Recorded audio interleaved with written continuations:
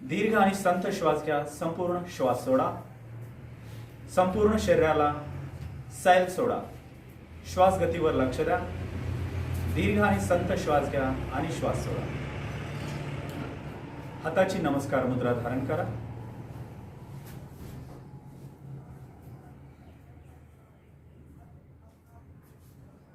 माझ्या पाठीमागे एक एक ओळ प्रार्थनेची म्हणा.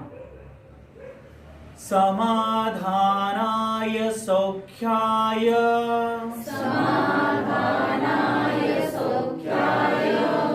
निरोगत्वाय जीवने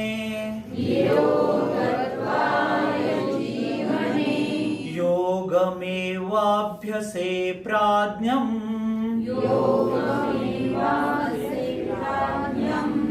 यथाशक्ति निरन्तरम् योगेश्वराय कृष्णाय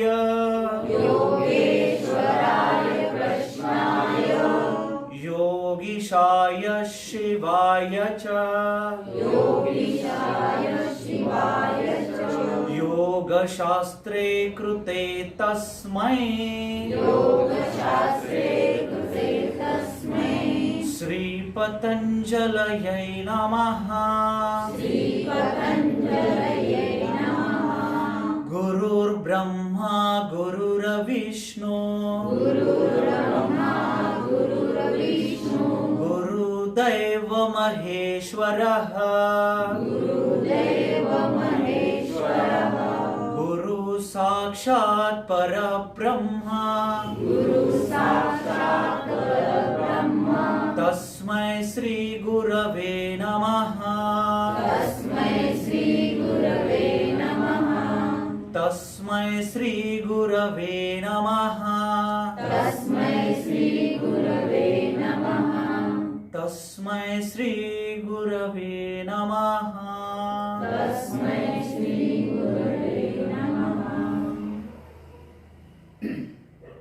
दीर्घ श्वास प्रश्वास. दोन्ही हात खाली आणि लक्ष केंद्रित करा. मागच्या वेळेस आपण शुद्धिक्रियांचं प्रॅक्टिकल पाहिलं होतं. शुद्धिक्रियांचं प्रात्यक्षिक पाहिलं होतं. त्यामध्ये आपण जलनीती करून पाहिली होती. वमन करून पाहिलं होतं. त्यानंतर आपण शीतक्रम आणि युद्धक्रम केलं. तर ते कशाचे प्रकार आहेत, नेमक्या शुद्धिक्रिया काय आहेत, त्याचे प्रकार किती, ते आज आपण पाहणार आहोत. तर बघा, शुद्धिक्रियेमुळे काय होतं की आपलं मन सोबत नसताना सुद्धा आपल्या शरीराची शुद्धी होते. जनरली शुद्धिक्रिया, सामान्यतः शुद्धिक्रिया ह्या दोन आहेत, सुमनू आणि निर्मनू. एक सुमनू म्हणजे मनासहित आणि बीज मंत्रासहित, आणि निर्मनू म्हणजे मंत्राचा काहीही म्हणजे संबंध येत नाही तिथं, पण आपले जे वेगवेगळे घटक आहेत आपल्या याच्यामध्ये, आपल्या निसर्गामध्ये, त्याचा उपयोग घेऊन शरीराची शुद्धी कशी करायची. त्यामध्ये हवा आणि पाणी ह्या महत्वाच्या दोन गोष्टी आहेत. तर त्याच्या माध्यमातून शरीर शुद्धी कशी करायची आणि मग त्यामध्ये कोणकोणच्या शुद्धिक्रिया आपण करू शकतो, तर ते आज आपण पाहणार आहोत. ठीक आहे. तर शुद्धिक्रिया म्हणजे काय, शरीर शुद्धीचं माध्यम असतं. त्यामुळं शरीर शुद्ध होतं. आपण जे अन्न खातो ते बाहेर पडतं, पण ते पूर्णतः बाहेर पडत नाही. त्याचे बरेचसे सूक्ष्मकण हे आपल्या शरीरामध्ये असतात, आणि ते सूक्ष्मकण आपल्या शरीरामध्ये असल्यामुळं त्याचा परिणाम आपल्या मनावर आणि शरीरावर निश्चितच होतो. आपलं म्हणजे, आणि ते कण जर जास्त वेळ आपल्या शरीरात राहिले तर व्याधी तयार करतात, आणि मग व्याधी झाली की आपल्याला मानसिक शांती नाही भेटणार आणि शारीरिक शांती सुद्धा भेटणार नाही. शारीरिक समाधान आणि मानसिक शांतीसाठी आपलं शरीर बाहेरून तर स्वच्छ पाहिजेच, पण मधून सुद्धा स्वच्छ पाहिजे. आणि आपलं शरीर आतून स्वच्छ असल्यामुळं आपल्या मनावर काय परिणाम पडतो हे आपल्याला प्रकर्षाने जाणवतं. केव्हा, ज्यावेळेस आपलं शरीर आपण मधून शुद्ध करतो, त्यावेळेस आपल्याला लक्षात येतं की आपल्या ज्या भावना आहेत, ह्या रुटीनच्या भावना आणि शरीर शुद्ध केल्यानंतरच्या भावना आपल्या कशा बदलतात ते आपल्याला लक्षात येतं. तर आपण पाहूया बोर्डवर, थोडंसं समजून घेऊ. फोटो तुमच्याकडे मोबाईल असतील तर नंतर फोटो घ्या. तर शुद्धिक्रिया ह्या महत्वाचा, शुद्धिक्रिया हा महत्व. षटकर्म म्हणजे आपण पाहिलं, धोतिर्बस्ती तथा नेती लौलिकीम त्राटकम तथा कपालभातीश चेतानी षटकर्मानी प्रचक्षते. म्हणजे हे 6 कर्म आहेत. या 6 कर्मांनी काय होतं, शरीर शुद्ध होतं. आणि घेरंड संहितेमध्ये तर असं सांगितलेलं की षटकर्म केल्याशिवाय तुम्ही आसन सुद्धा करू नका, कारण शरीर शुद्ध नसेल आणि तुम्ही जर आसन केलं तर त्याचे पाहिजे तसे इम्पॅक्ट किंवा पाहिजे तसे परिणाम तुमच्या शरीरावर जाणवत नाहीत, तुमच्या मनावर जाणवत नाहीत, आणि साधनेमध्ये तुम्हाला फायदा नाही होत. तर पहिल्यांदा शरीर आणि मन शुद्ध असणं गरजेचं आहे. तर पहिल्यांदा शरीर शुद्ध करा, ऑटोमॅटिकच मन शुद्ध होईल आणि मन शुद्ध झालं की तुम्ही मार्गक्रमणा करू शकाल. आसन, प्राणायाम, प्रत्याहार, धारणा, ध्यान आणि समाधीकडे तुम्ही जाऊ शकता असं सांगितलेलं. तर षटकर्मावर म्हणजे जास्तीत जास्त भर हे घेरंड मुनींनी दिलेलं आहे. म्हणजे घेरंड मुनींनी जे योगशास्त्र डिझाईन केलं त्यांनी, तर ते एकदम सायंटिफिक बेसवर केलं, एकदम शास्त्रशुद्ध पद्धतीनं. पहिल्यांदा शरीर शुद्ध करायचं आणि नंतर मग आसनाकडे वाटचाल करायची. तर शरीर शुद्ध करण्यासाठी कोणत्या आपण म्हणजे शुद्धिक्रिया करू शकतो ते आज आपण पाहणार आहोत. ठीक आहे. तर बघा शुद्धिक्रिया.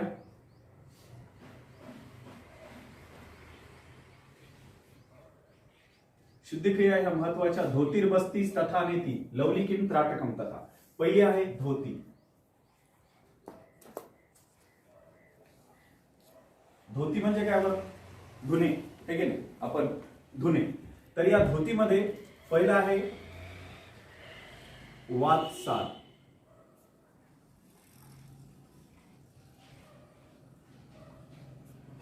वातसार धोती नंबर 1.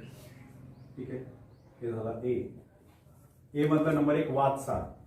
वातसार म्हणजे काय? वाताच्या साह्याने केली जाणारी, म्हणजे हवेच्या साह्याने केली जाणारी. याच्यामध्ये वातसार मध्ये काय होतं की आपण हवा पोटामध्ये गिळतो, म्हणजे जसा कावळा आपली चोच असं ओपन करतो आणि काहीतरी खातो, तसं आपलं तोंड ओपन करायचं आणि जास्तीत जास्त वायू आपल्या पोटामध्ये घ्यायचा. आपल्या पोटामध्ये म्हणजे आपल्या शरीरामध्ये 5 वायू असतात. म्हणजे पान, अपान म्हणजे प्राण, अपान, समान, उदान आणि व्यान हे. तर आपण ज्यावेळेस श्वास घेतो तर त्यावेळेस त्याचं रूपांतरण हे पंचप्राणामध्ये होतं. पंचप्राण म्हणजे 5 वायूमध्ये होतं आणि ते आपल्या शरीराच्या मध्ये रुटीन कार्य करत असतात. हालचाल करणारा वेगळा वायू असतो, रक्तभिसरणाला मदत करणारा वेगळा वायू असतो, आपल्या पोटामधील मल बाहेर काढणारा वेगळा वायू असतो, पचन करणारा वेगळा वायू असतो आणि संपूर्ण शरीराचं संघटन करणारा वेगळा वायू असतो. तर वातसार म्हणजे हवेच्या साह्याने केली जाणारी शुद्धी. त्यामध्ये काय करतो आपण की हवा म्हणजे तोंडाने आपण हवा गिळतो जास्तीत जास्त, आपलं पोट असं एकदम जाम होतं आणि नंतर मग आपण अधोमार्गाने किंवा ढिकर देऊन आपण बाहेर काढू शकतो. तर त्याला वातसार म्हणतात. ठीक आहे. याला बराचसा वेळ लागतो, त्यामध्ये पोट रिकामा असणं गरजेचं आणि जवळपास 4 ते 5 तास लागू शकतात त्याला. कारण पहिल्यांदा जोपर्यंत आपल्याला टेक्निक्स माहित नाही तोपर्यंत आपल्याला अवघड जाऊ शकतं. कधी कधी पोट जाम होऊ शकतं आपलं. तर एकदम त्याला व्यवस्थितरित्या आपण म्हणजे आपलं कमांड जोपर्यंत होत नाही, आपली त्याच्यामध्ये निष्णातता जोपर्यंत येत नाही तोपर्यंत आपल्याला थोडीशी करायला अवघड आहे. त्याच्यानंतर नंबर 2 चे वारीसार.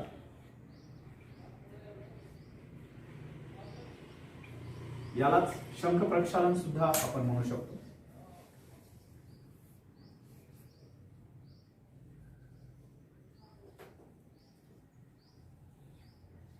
आपल्या शरीरातील जे स्मॉल इंटेस्टाईन आणि लार्ज इंटेस्टाईन असतं, मोठं आतडं, छोटं आतडं, आपली पचनसंस्था, जठर, आपलं अन्न जातं, अन्ननलिकेतून जठरामध्ये जातं, नंतर मग तिथे घुसळतं आणि नंतर जी समोरची प्रक्रिया होते, या संपूर्ण म्हणजे जी आपली सिस्टीम असते, यंत्रणा असते, तिचा आकार हा शंखासारखा असतो.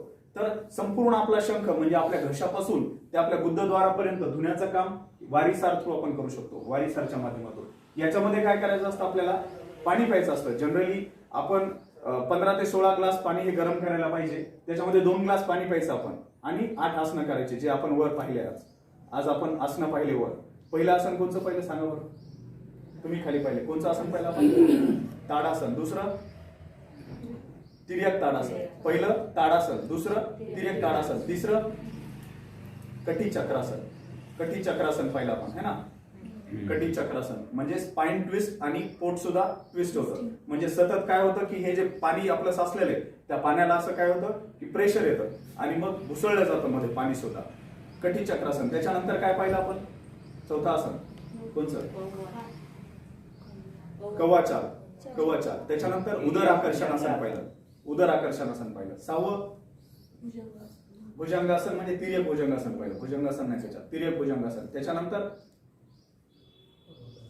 शौचासन, महत्वाचं शौचासन आणि अखेरीचं शवासन. ठीक आहे. हे 8 आसनं शंख प्रक्षालन मध्ये करायचे. 2 ग्लास पाणी प्यायचं, आपण वर पाहिलेले 8 आसनं करायचे आणि पुन्हा ते पाणी जिरतं, मग पुन्हा पाणी प्यायचं, पुन्हा पाणी प्यायचं आणि हे 8 आसनं करायचे, पुन्हा पाणी प्यायचं, 8 आसनं करायचे.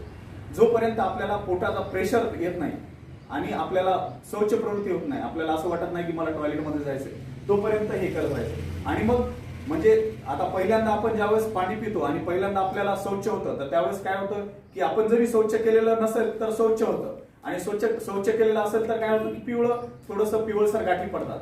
त्याच्यानंतर पुन्हा आपण पेत राहू आणि ही प्रक्रिया करू, तर मग काय होतं, सूक्ष्म कण बाहेर पडतात. त्याच्यानंतर असं करत करत एकदम जोपर्यंत पांढरं पाणी बाहेर पडत नाही, आपण पाणी पितो तसंच बाहेर पडत नाही, तोपर्यंत आपण पाणी पित राहतो आणि ही 8 आसनं करत राहतो. ही जी प्रक्रिया आहे, ही जी प्रोसेस आहे, तिला काय म्हणतात, शंख प्रक्षालन म्हणतात. आणि मग त्यानंतर दिवसभर आपल्याला काय करायचं असतं की थोडासा म्हणजे हलका आहार घ्यायचा असतो. आहार घेऊ शकतो आपण, पण हलका आणि स्निग्ध आहार घ्यायचा असतो. थोडंसं तूप किंवा मग स्निग्ध आहार घेतला की मग म्हणजे मुगाची खिचडी वगैरे असं खायचं असतं. 1-2 दिवस आपण हलका आहार घेतला की नंतर पुन्हा आपण जे आपलं रुटीनचं भोजन आहे ते घेऊ शकतो. यामुळे काय होतं की जे वेगवेगळे एन्झाईम सिक्रेट होत असतात आपल्या बॉडीमध्ये, वेगवेगळे म्हणजे हे आपल्याला पचन संस्थेला मदत करणारे, पचनासाठी मदत करणारे जे ऍसिडचं लेवल असतं तर ते बॅलन्स होतं. आणि पुन्हा प्लस काय होतं की आपलं जे आतड्यामधला सूक्ष्म मल आहे तो सुद्धा बाहेर पडतो. त्यामुळे आपल्या पोटाचं फंक्शन व्यवस्थित होतं आणि काया शुद्ध होते, पूर्ण शरीर शुद्ध होतं. त्याचे परिणाम काय होतात, त्याचे लाभ काय होतात, तर तुमचं शरीर सौष्ठव व्यवस्थितरित्या, तुमचे जुनाट आजार सुद्धा दूर होतात. पुन्हा त्यासोबतच तुमची पूर्ण काया जर तुम्ही व्यवस्थितरित्या शंख प्रक्षालन केलं तर आपल्या त्वचेचा पोत सुधारतो, आपल्या त्वचेचं तेज वाढतं, आपली मानसिक शारीरिक क्षमता वाढते, आपलं नैराश्य दूर होतं. अशा बऱ्याचशा म्हणजे चांगल्या म्हणजे जे चांगले इम्पॅक्ट आहेत, चांगले परिणाम आहेत ते आपल्याला दिसून येतात शंख प्रक्षालनाचे. आणि हे सोपं आहे, म्हणजे आपण याच्यामध्ये काही अशी टेक्निक असण्याची गरज नाही, फक्त आपण पाणी पिऊन आसनं केले की आपलं होऊन जातं. आता हे वातसार, वारीसार, वन्नीसार,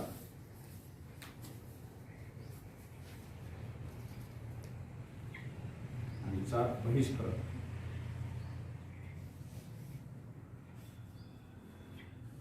ठीक आहे, यालाच अग्निसार म्हणतात. आता अग्निसार आपण पाहिला नाही. अग्निसार फार सोपं आहे. अग्निसाराला काय केलं जातं माहिती आहे का, दोन्ही पायामध्ये असं अंतर घेतलं जातं, दोन्ही पायामध्ये अंतर, आपले गुडघे असे वाकवले जातात आणि श्वास सोडला जातो. आणि आपलं जे पोट आहे, पोट असं मध्ये घेतलं जातं आणि फ्लॅप केलं, जसं आपण कपालभाती करतो सेम तसं. काय, फक्त पोट हलवलं जातं, श्वास प्रश्वास सोडला जातो का, नाही.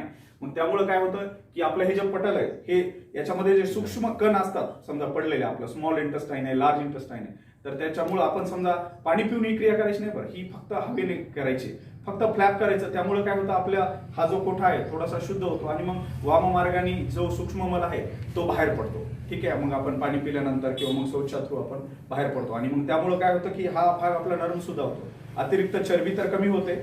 आणि यामुळे काय होतं की आपलं जे जठराचं जे फंक्शन आहे व्यवस्थितरित्या ते होतं, आणि जे ऍसिडिक लेवल जे आहे तर ते आपलं व्यवस्थित मेंटेन होतं, म्हणजे जास्त किंवा कमी असं तयार होत नाही. ठीक आहे, तर हे अग्निसार. आणि बहिष्कृत, बहिष्कृत सुद्धा अशीच आहे. बहिष्कृत थोडीशी अवघड धोती आहे.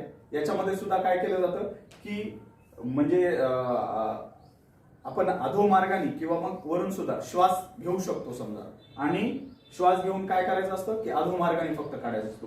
इथून काय करायचं असतो, वातसार आणि बहिष्कृत मध्ये कन्फ्युजन होऊ शकतो. वातसार मध्ये आपण तोंडाने हवा घेतो आणि काय करतो, एक तर ढेकराच्या माध्यमातून बाहेर पडतो किंवा मग वाम मार्गाने बाहेर काढतो. याच्यामधून फक्त वाम मार्गाने बाहेर काढतो. ठीक आहे, हे झालं धोती. धोतीचे 4 प्रकार. हे झाले नंबर 1. आता हे बी, हे आंतरधोतीचे प्रकार आहेत. हे म्हणजे सॉरी, हे धोतीचेच प्रकार आहेत. धोती म्हणजे याला आंतरधोती सुद्धा म्हणतात, आपल्या याची धोती. आता धोती, एक मिनिट,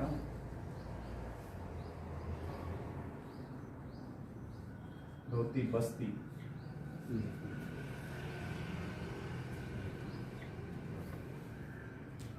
लवलिकी किंवा नवली, कंसात नवली सुद्धा म्हणतात तिला.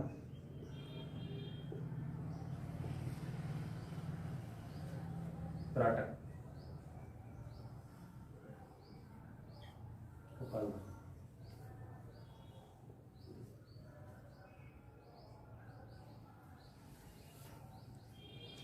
आता हे धोती आहे ना, या धोतीचे पुन्हा प्रकार आहेत बरं. हे जे वातसार, वारीसार आणि हे जे आहे ना, हे आंतरधोती.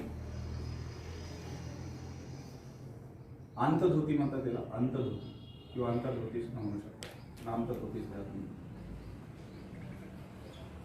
म्हणजे आतड्याची शुद्धी कशी करायची. धोतीचा प्रकार पहिला अंतधोती. अंतधोतीमध्ये वातसार, वारीसार, वंडीसार आणि बहिष्कृत हे 4 आहेत. त्याच्यामध्ये अंतधोती. पुन्हा नंबर 2 दंतधोती. हे झालं अंतधोती. धोतीचा प्रकार. धोतीचा पहिला प्रकार आहे अंतधोती. अंतधोतीमध्ये वातसार, वारीसार, वंडीसार, बहिष्कृत. त्याच्यामध्ये नंतर मग दंतधोती. आपण जे दात घासतो आज ब्रशनी घासतो फक्त, याच्या व्यतिरिक्त दातांसाठी काही करत नाही. मग डेंटिस्टकडे जावं लागतं. बऱ्याच वेळेस लहान मुलाला किंवा तरुणपणीच आपले दात पडतात किंवा मग असे काहीतरी प्रॉब्लेम होतात.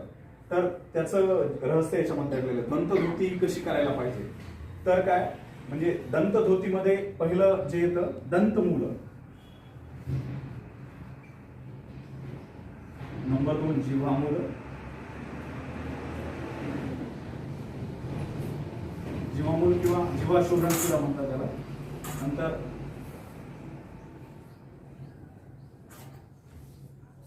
कर्णरंध्र.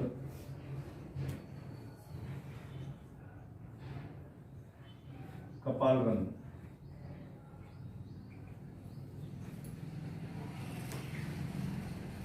दंतमूल, जीवामूल, कर्णरंध्र, कपालरंध्र. ठीक आहे. हे 4 हे दंतधोतीचे प्रकार. म्हणजे अंतर्धोतीमध्ये म्हणजे आतडं आपलं कसं स्वच्छ करायचं थोडक्यात.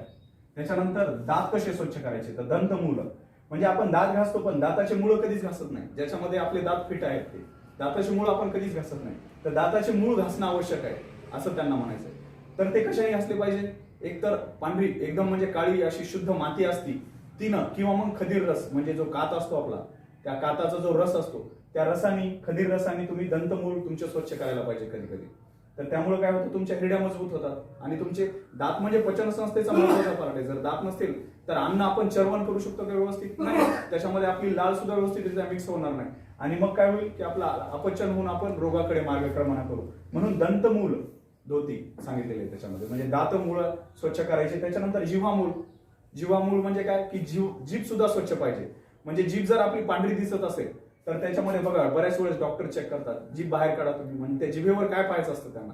जर आपला कफदोष बाहेर म्हणजे जास्त वाढला तर काय होतं की पांढरी जीभ पडते. तर ती स्वच्छ करण्यासाठी आपण जीवामूल करू शकतो. म्हणजे काय की 2 बोट आपल्या जिव्ह्याच्या मध्ये घालायचे आणि संपूर्ण जीवा स्वच्छ करायची आणि त्याच्यानंतर काय करायचं तिला तूप लावून थोडंसं ओढायचं असं सांगितलं जीवामूल मध्ये.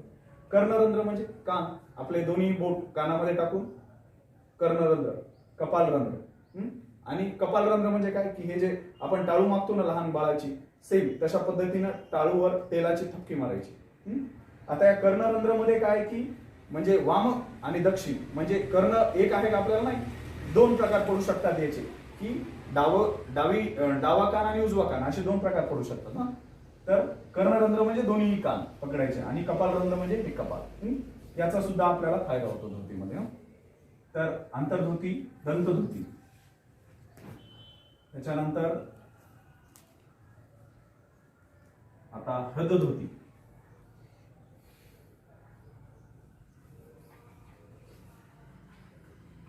आता हृदधोती म्हणजे काय आपल्या हार्टशी रिलेटेड आपल्या जठराशी रिलेटेड. हृदधोतीमध्ये आपण पहिलं काय वमन पाहिलं ना मागच्या वेळेस काय वमन. त्याच्यानंतर दंडधोती आपल्याला तो कमी असल्यामुळं दंडधोती आणि पुन्हा नंबर 3 वमन दंडधोती आणि वस्त्रधोती म्हणजे वस्त्राच्या साह्याने. ठीक आहे. हृदधोतीमध्ये वमन जे आपण पाणी पिऊन वॉमिटिंग करतो वमनाचे सुद्धा प्रकार आहेत. कुंजन क्रिया म्हणजे बोट न घालता सुद्धा आपण करू शकतो. कसं करू शकतो जास्तीत जास्त पाणी प्यायचं बोट टाकायचंच नाही मध्ये. पण कधीतरी आपल्याला उलटी होणार 100%. फक्त आपली कॅपॅसिटी पाहिजे बिअर करण्याची पाणी आपण किती बिअर करू शकतो. तर वमन आणि जर याच्यामध्ये जास्तीत जास्त पाणी पिलं तर ऑटोमॅटिक कुंजन सुद्धा होतं. आणि व्याघ्रक्रिया वमनचाच प्रकार पुन्हा काय व्याघ्रक्रिया म्हणजे जेवण करून करू शकतो आपण.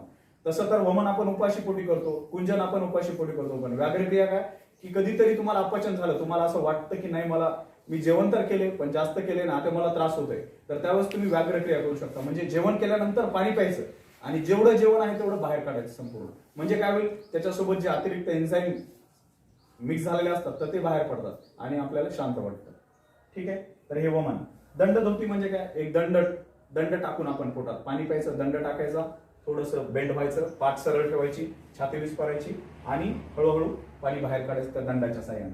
वस्त्रधोती म्हणजे वस्त्र म्हणजे जवळपास किती 4 हात लांब आणि 4 बोट रुंद कपडा घ्यायचा, स्वच्छ धुवायचा पहिल्यांदा, पांढरा स्वच्छ कपडा, आणि त्याच्यानंतर पाण्यात बुडवायचा तो, आणि पाण्यात बुडून पाण्याच्या साह्याने आपल्या घशात उतरायचा आणि हळूहळू पाणी पीत आपल्या संपूर्ण जठरामध्ये टाकायचा, आणि नंतर मग त्याला नवली करायची तुम्ही, म्हणजे ते घुसळलं जातं, आणि मग हळूहळू बाहेर काढायचा. म्हणजे मग जो चिकट पदार्थ आहे तुमच्या याच्यामधला, जी तुमची इसॉफिगस आहे संपूर्ण अन्ननलिका, ती स्वच्छ होते आणि मग तुम्हाला चांगला फायदा होतो. दंडधोतीमध्ये कोणता दंड टाकायचा? दंडधोतीमध्ये तुम्ही आता सध्या कसे माहितीये का, नळी टाकू शकता तुम्ही सध्या, पण याच्या आधी काय वापरायचे, आपल्या केळीचे जे डंठण असतात, केळीचं जे नरम पदार्थ असतो तर ते वापरायचे पहिल्यांदा.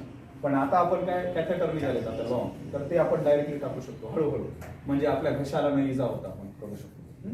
याच्यानंतर जो चौथा प्रकार आहे, हे अंतधोतीचे प्रकार आहेत. परत धोतीमध्ये अंतधोतीमध्ये वातसार, वारीसार, वन्नीसार, बहिष्कृत. त्याच्यानंतर मग दंतधोतीमध्ये दंतमूल, जीवामूल, कर्णरंध्र, कपालरंध्र. हृदधोतीमध्ये वमन, दंडधोती, वस्त्रधोती, आणि मग मूल शोधन अखेरीला. म्हणजे हे जे आहे चौथा प्रकार याचा, मूल शोधन. यालाच गणेश क्रिया सुद्धा म्हणतात. आता ही जी गणेश क्रिया आहे म्हणजे काय, की त्यांनी म्हणजे पहिल्यांदा आतडे स्वच्छ करा, त्याच्यानंतर तुमचे दात स्वच्छ करा, कपाळाला व्यवस्थित राहू द्या, तुमचं जठर स्वच्छ करा, आणि नंतर मूळ जिथून आपला मल बाहेर पडतो, गुद्धद्वार, ते सुद्धा स्वच्छ करणं आवश्यक आहे. त्याच्यामध्ये काय करायचं की जो केळीचा म्हणजे त्याच्यामध्ये काय की करतात की जो आपला हळदीचा देठ असतो, तो हळदीचा देठ त्याला तूप लावतात, आणि जे गुद्धद्वार असतं आपला, त्या गुद्धद्वाराला मालिश करतात. त्यामुळे तर काय होतं की मग जो मलनिस्सारण चांगल्या प्रकारे होऊ शकतं, आणि त्या रेक्टमवर प्रेशर आल्यामुळे तिथलं रक्तभिसरण वाढतं. जनरली रेक्टमवर प्रेशरच येत नाही आपल्या, आणि तिथलं रक्तभिसरण हे नॅचरलच असतं. त्याला थोडंसं जास्त वाढवण्यासाठी जर समजा आपण मूलशोधन केलं तर त्याचा आपल्याला म्हणजे एक्सट्रिजनसाठी चांगला फायदा होतो, आणि मग आपलं संपूर्ण पोट स्वच्छ होतं. म्हणजे आपल्या तोंडापासून ते पूर्ण म्हणजे गुद्धद्वारापर्यंत आपली शुद्धी करण्याचं प्रयोजन या धोतीमध्ये आहे. ठीक आहे, हे झालं धोती. याच्यामध्ये असं आहे का की तुम्हाला काही समजलं नाही असं एखादा पाठ आहे बघा. धोतीचे 4 प्रकार: अंतधोतीचे वातसार, वारीसार, वन्नीसार, बहिष्कृत. दंतधोती दंतमूल, जीवामूल, कर्णरंध्र, कपालरंध्र. हृदधोती वमन, दंडधोती, वस्त्रधोती, आणि मूलशोधन. हे कशाचे प्रकार? फक्त धोतीचे. आता हे झालं बस्ती नंबर 2. याच्यामध्ये हे धोती, बस्ती. आता बस्तीचे दोनच प्रकार आहेत, एक काय स्थलबस्ती आणि जलबस्ती. आता स्थलबस्ती हे प्रकार तुम्हाला विचारले जातात. स्थलबस्ती यालाच काय म्हणतात? शुष्क बस्ती सुद्धा म्हणतात त्याला, शुष्क बस्ती.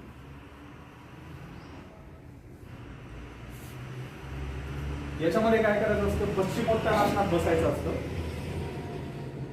आणि नंबर 2 ची आहे जलबस्ती.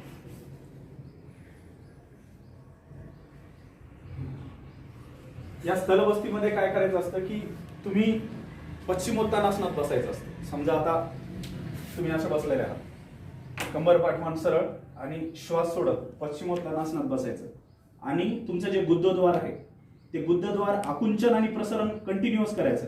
त्यामुळे काय होतं की त्यामुळे म्हणजे तुमचा जो वायू आहे बाहेरचा तो तुमच्या गुद्धद्वारे मध्ये जातो, आणि मग काय होतं की काही वेळाने तुमचं पुन्हा मग अधोमार्ग थ्रूच तो बाहेर पडतो, किंवा मग आपलं मल निस्सारण सुद्धा होऊ शकतं.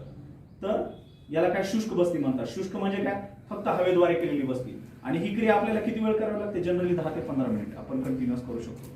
पण या अवस्थेमध्ये काय होतं की हे जे आहे इथं प्रेशर थोडंसं आलेलं असतं, जास्तीत जास्त समोर झुकायचं, आणि अश्विनी मुद्रा म्हणतात तिला, गुद्धद्वार आकुंचन आणि प्रसरण सतत करत राहायचं.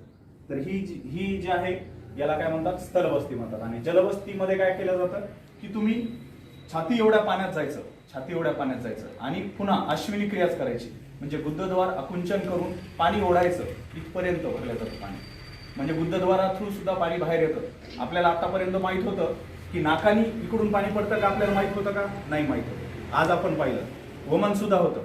तर तसंच म्हणजे जलवस्ती सुद्धा होते, म्हणजे आपण खालून पाणी ओढू शकतो आणि वरतून सुद्धा काढू शकतो, पण फक्त खालून ओढायचं आणि खालूनच काढायचं आपल्याला. ठीक आहे. त्यामुळं काय होतं की आपलं आतडं स्वच्छ होतं आणि आपल्या रेक्टम, आपलं जे रेक्टम आहे, गुद्धद्वार आहे, त्याची स्ट्रेंथ वाढते ना. आपण म्हणजे सतत खालून पाणी ओढल्यामुळं तिथलं रक्तविसरण वाढतं आणि मग त्याची जी काम करण्याची कॅपॅसिटी आहे ती वाढते. ठीक आहे. तर ते काय झालं, जलबस्ती. आता याच्यानंतर नेती. आता नेतीमध्ये पहिलं आपण पाहिलं जलनेती. नंबर 2 याला रबर नेती सुद्धा म्हणतात किंवा मग कॅथेटर न यूज, जलनेती आणि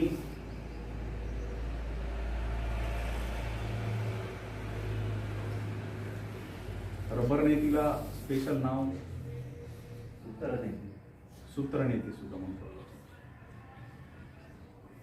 सूत्राच्या साहाय्याने किंवा मग कॅथेटरच्या साहाय्याने रबर नेती सुद्धा म्हणू शकतो आपण तिला. याच्यामध्ये पुन्हा काय आहे की आपण जल आणि रबर याच्याशिवाय दुग्ध आणि घृत याच्याद्वारे सुद्धा नेती करू शकतो. कोणी दुधाने सुद्धा करतात काही लोक. तर जनरली दुग्ध नेती सुद्धा, पण हे याच्यात प्रकार नाही, हे म्हणजे तुम्हाला नाही विचारले होते, पण हे दोनच लक्षात ठेवायचे. ठीक आहे, महत्वाचे. आता लवलिकी, यालाच नवली म्हणतो आपण. तर नवलिकीमध्ये काय, पहिला आहे वामनवली.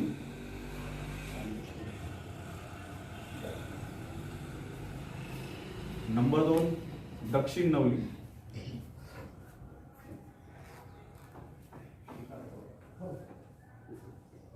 मध्य नवली आणि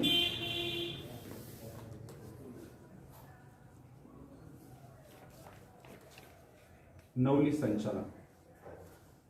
वाम नवली, दक्षिण नवली, मध्य नवली आणि नवली संचालन. नवली म्हणजे वायू गोळा जो असतो आपल्या पोटामधला, तर तो डाव्या बाजूला नेला आपण, डाव्या बाजूला कॉन्स्टंट ठेवला ती वाम नवली, उजव्या बाजूला कॉन्स्टंट ठेवला दक्षिण नवली, मध्ये जर ठेवला तर मध्य नवली. आणि संचालन कंटिन्युअस रामदेव बाबा सारखं जर संचालन केलं तर नवली संचालन. असे नवलीचे प्रकार आहेत 4. आणि त्राटक, त्राटकाचे 3 प्रकार आहेत. बहिर त्राटक,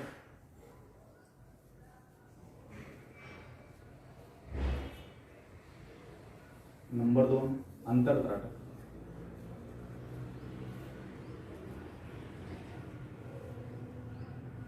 आणि नंबर 3 अधोत्राटक.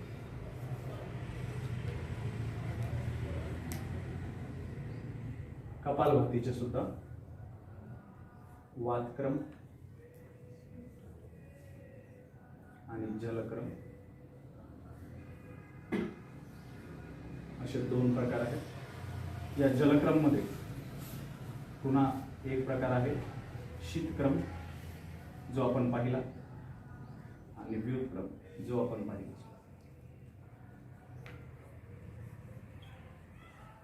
ठीक आहे. 6 A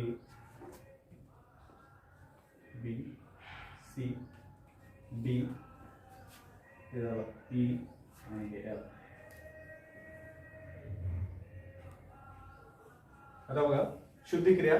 धौतीर बस्तीस तथा नेती लवलिकीम त्राटकम तथा कपालभातीश्चेतानी षटकर्मानी प्रचक्षते. 6 महत्वाच्या क्रिया: धोती, बस्ती, नेती, लवलिकी, त्राटक आणि कपालभाती.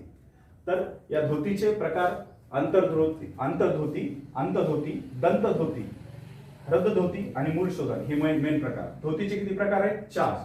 अंतधोती, दंतधोती, हृदधोती आणि मूलशोधन. अंतधोतीचे पुन्हा 4 प्रकार आहेत: वातसार, वारीसार, वन्नीसार, बहिष्कृत. दंतधोतीचे 4 प्रकार: दंतमूल, जीवामूल, कर्णरंध्र, कपालरंध्र. हृदधोतीचे 3 प्रकार: वमन, दंडधोती, वस्त्रधोती, मूलशोधन म्हणजेच गणेश क्रिया. ठीक आहे.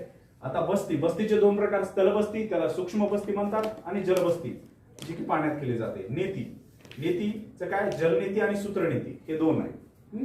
जलनेती आणि सूत्रनेती. लवलिकीचे 4 प्रकार आहेत: वामनवली, दक्षिण नवली, मध्य नवली, नवली संचालन, त्राटक बहिर्त्राटक, अंतरत्राटक आणि अधोत्राटक. कपालभाती, वातक्रम, जलक्रम. जलक्रमचे 2 प्रकार, शीतक्रम आणि व्युत्क्रम. तर शीतक्रम म्हणजे काय की आपण म्हणजे तोंडाने पाणी पिणे आणि नाकाने सोडणे, शीतक्रम. आणि नाकाने पिऊन तोंडाने सोडणे, व्युत्क्रम, उलटा क्रम. नाकाने आपण पितो का नाही, पण मग तो उलटा पिलं तर व्युत्क्रम. ठीक आहे. शीतक्रम आणि व्युत्क्रम हे कपालभातीचे प्रकार. याच्यामुळे काय होतं की आपली संपूर्ण कपाल शुद्धी होते. ज्याचा म्हणजे समजा आपल्याला जडपणा वाटत असेल, आपल्याला रॉंग विचार येत असतील, आपल्याला वाटतं की असं जडपणा वाटत असेल, नैराश्य वाटत असेल, तर त्याच्यामध्ये याचा आपल्याला फायदा होतो. आता त्राटक बघा. त्राटक, बहिर्त्राटक. त्राटक म्हणजे काय, लक्ष देऊन पाहणे. त्राटक म्हणजे एक टक लावून पाहणे थोडक्यात. तर बहिर्त्राटक म्हणजे काय, बाह्य वस्तूवर त्राटक करणे. म्हणजे एखाद्या झाडाच्या शेंड्यावर, एखाद्या बिंदूवर त्राटक म्हणजे लक्ष देणे म्हणजे बहिर्त्राटक. आता या बहिर्त्राटकचे पुन्हा 2 प्रकार पडतात, समीप आणि सुदूर. म्हणजे दूर जर एखाद्या गोष्टीवर आपण लक्ष केंद्रित केलं तर त्याला सदूर त्राटक म्हणतात. म्हणजे दूर पण तुम्ही त्राटक करताय. आणि समीप म्हणजे जवळ जवळ राहून एखाद्या बिंदूवर जर लक्ष केंद्रित करा आपण उघड्या डोळ्यांनी, तर त्याला काय म्हणतात, समीप त्राटक म्हणतात. म्हणजे उघड्या डोळ्यांनी हे केलं जातं कोणचं, बहिर्त्राटक.